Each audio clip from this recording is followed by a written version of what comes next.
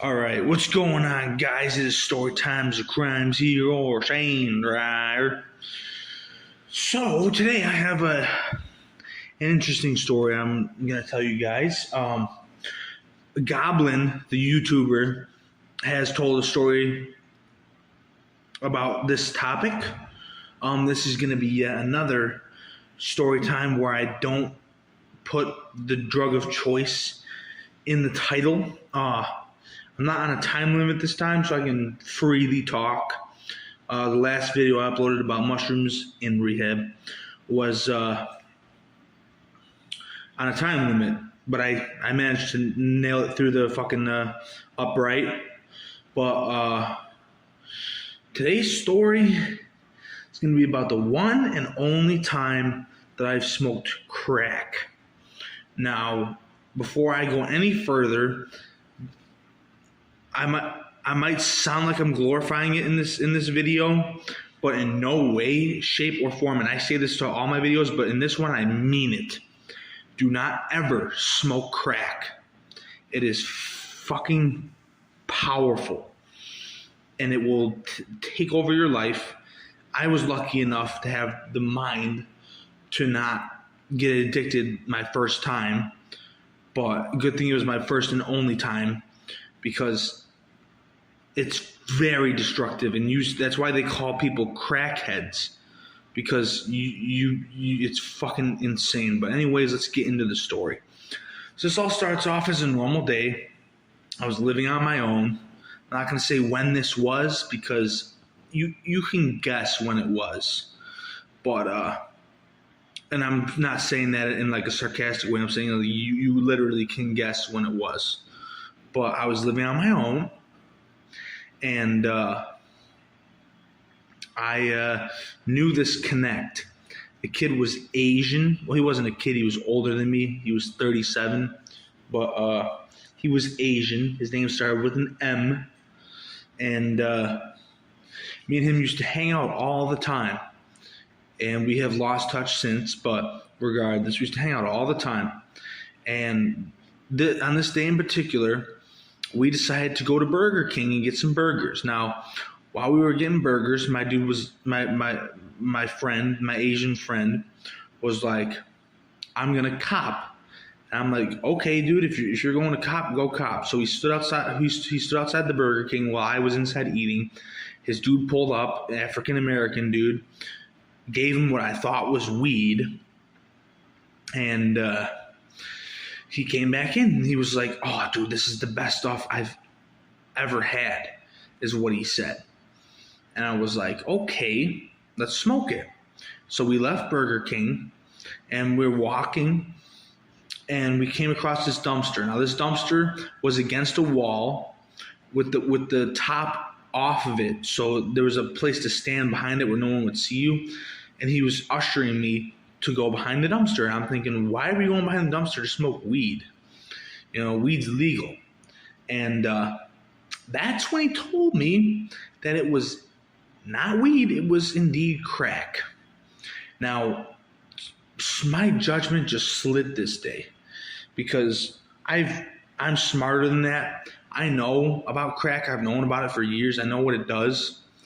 And not know what it does, but I've read enough about it, you know, and seen enough people experience it where I don't need to be doing it. On this day in particular, he again assured me that this was the best shit he'd ever tried. And let me tell you, this Asian kid was a crackhead his whole life. But fucking we went behind the dumpster, and he pulled out what looked like a one-hitter. Now, I know now that that's what's called a crack stem, or just a stem is what the crackheads refer to it as. It's like a pipe for crack, and it looks like a one-hitter. If you're smoking weed out of a one-hitter, it looks like a one-hitter.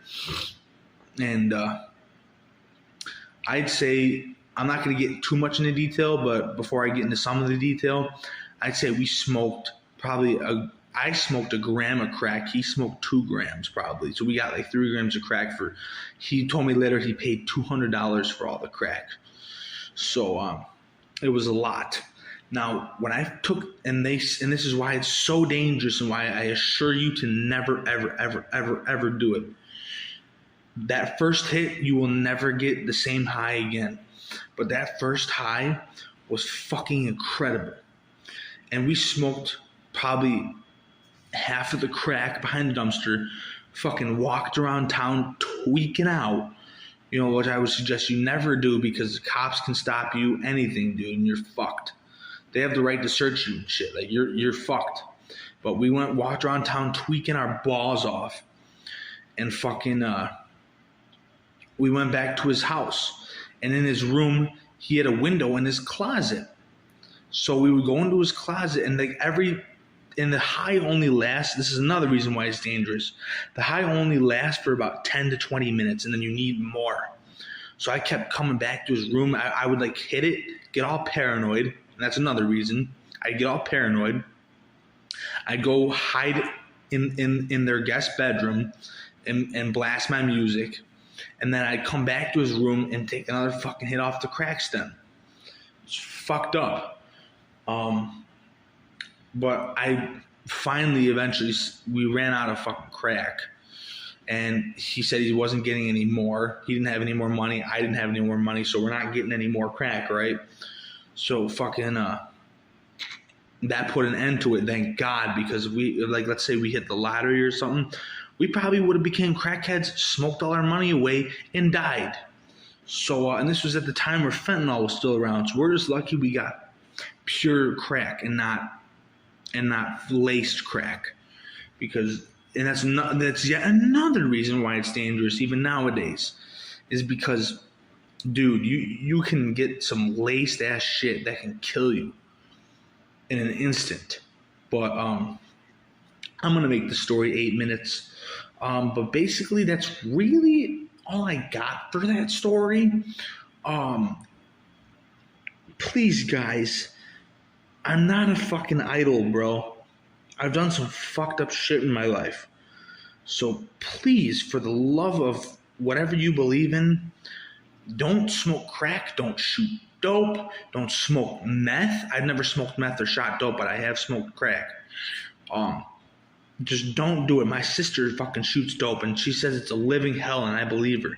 Don't do any of that shit. The only thing you should do is psychedelics on a rare occasion and smoke weed, and possibly have a few beers here and there if you're one of those people who can handle alcohol.